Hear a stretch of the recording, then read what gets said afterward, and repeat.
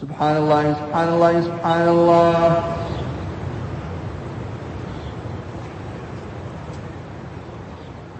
In many ways, this whole immigration process from Mecca to Medina very much parallels what's happened in my own city here in Dearborn, in our own backyard. And I see it play out in the hospital where I work. بيتكلم عربي فما مشكلة أبدا بس ولكن إذا تحتاجين أي كان شيء هو بيتصل فيي وأنا برجع بتصل فيكم. Najah Bazi is a nurse at Dearborn's Oakwood Hospital. She conducts training sessions to help bridge the gap of understanding between the hospital staff and their Muslim patients, many of whom are immigrants. They know you're all nurses, and I know that you're in this profession, just as I am, to serve, to do a good job. But it's real easy for us to get caught up in our own baggage. We're all human, and we all have a certain set of preconceived notions, just as you walked through the door and you saw me for the first time, just as you might have seen Alia. In the sensitivity training, inevitably, they know very little about the faith of Islam. They think that the faith of Islam is a very maybe terroristic, militant, barbaric, spread by the sword faith. And so when they have a Muslim up there talking about patient rights, dignity, issues around health and illness, all of a sudden you see all of these stereotypes that people have as part of, the baggage as we grow up just kind of fall. When you transcend culture, you arrive at a universal place where our humanness is all the same. You grieve the same. We all cry when someone we love dies. When we deliver, those of us who can deliver, we all experience labor. Something happened in Dearborn that further established a need for this kind of work, and that was the huge immigration process as a result of the Gulf War. As a critical care nurse, Najah Bazi often has to counsel patients with terminal illnesses, like this Iraqi immigrant who has just been diagnosed with uterine cancer. I said to her, "What do you think you have?" And she said, "I have an infection in the uterus," and they took it out. Maybe she's not hearing it the first time. Maybe she doesn't need to hear it. Right. Maybe she can't hear it. Maybe they're just not saying the C word at all. Okay. And they're not using that word with her. And they want to just maintain hope. And we're just going to treat it delicately. Okay? Okay. All right. Okay. Thanks. Assalamu alaikum. These are families immigrating from a way of life, and mostly because they've been torn by war. And so they get here, and the helpers are here. And it's quite obligatory to be that helper. When Muhammad arrived in Medina, he made it clear that helping immigrants would be one of the cornerstones of the new Islamic society. This is his message. Spread peace, feed people food, and do some devotional practice, and you'll enter paradise without any trouble. 2/3 of that message is about other people. The secret of Medina is it's a place where human beings are going to attempt to live up to the ideal of the Islamic tradition. Part of the arrangement was that the people of Medina agreed that they would provide housing and support for the immigrants as they came in. And very often they were even paired so that certain people had direct responsibility for specific people from Mecca. And that did not take place in 24 hours. It came step by step, and within a few months, you now had two groups.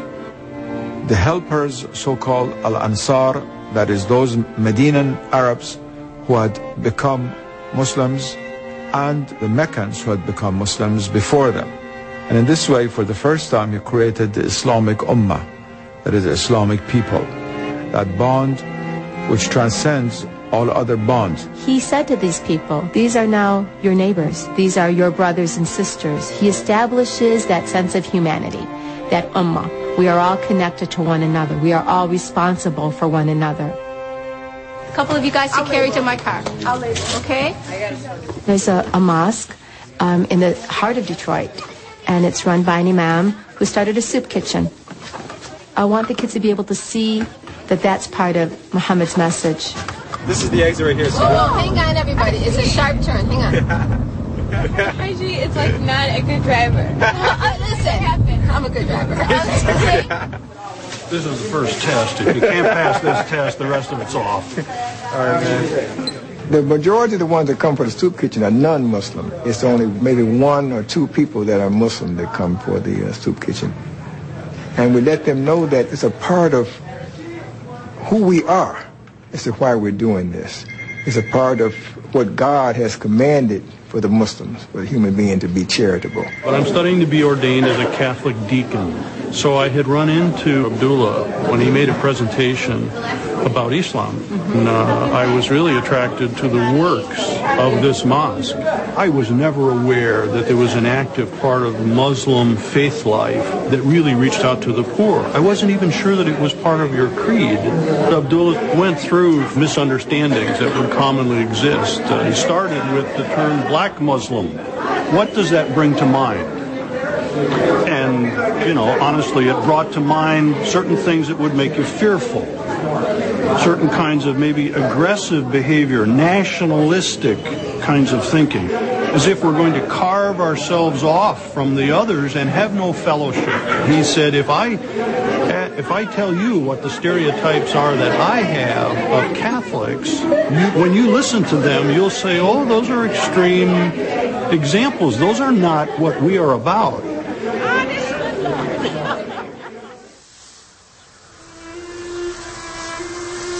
Dearborn is the place where the early immigrants of Arab, Lebanese, and Middle Eastern people came and settled down. This country embraced them and opened its door for them.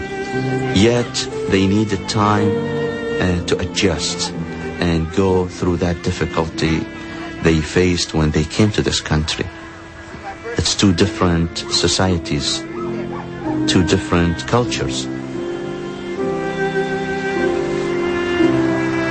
Najah and Ali Bazi are raising their family in the suburbs of Dearborn. Their children are 3rd-generation American Muslims. We're trying to combine the best of both worlds and give our kids the family values that our parents teach, and realize that they live in land in the United States which has many opportunities for our kids to prosper in. But you still can't beat me. Okay, I'll beat you tonight. Can you? Can you shoot 5 and 0 from I the can same shoot 5 and 0 from anywhere. 5 and 0 anywhere? Anywhere. Anywhere? Right now? Right now, let's go. Like many Dearborn families, the Bazis struggle daily to balance the sometimes conflicting demands of their faith and modern American society. Their daughter, Nadia, has decided to wear the hijab, or head covering, that was first worn by Muhammad's wives. Many Muslim women still wear the hijab as a sign of modesty and piety. And we're going to back you one way or the other. That's a given. Our daughter came to us and said, I've made a decision. And she's 16 now. And she said, I've decided that I want to wear hijab. I have no problem with him. The last time when you put it on, right? You made me take it off. No, I didn't make you take it off. I sort of persuade you, thinking, trying to bring out the other end of the light of it, right? And you resented me from that, correct? Big time. All right? I just thought maybe if you go through high school and then put it on after high school, Dad, then if then at least at that point in life, you'll be able to see what you want to do in life, and that, because you understand something, you never know where you're going to be and where you're going to go in life. I mean, it's sure this hijab is accepted in our community here, and you may do well. You end up being a doctor, a lawyer, whatever, you'll be doing very well for yourself. Look what just happened to you when you went down to Tennessee. I mean, you had driving a bus, and the state police trooper wants to stop over a whole bus full of people because they see hijabs. I think for Nadia, he probably feels much like I feel. There's great reverence for it, and then there's that oh my gosh, I want to protect my daughter from the world. I don't want people to think she's a terrorist. I don't want people to think she's oppressed. I don't want people to think I'm her father. I made her put that on her head.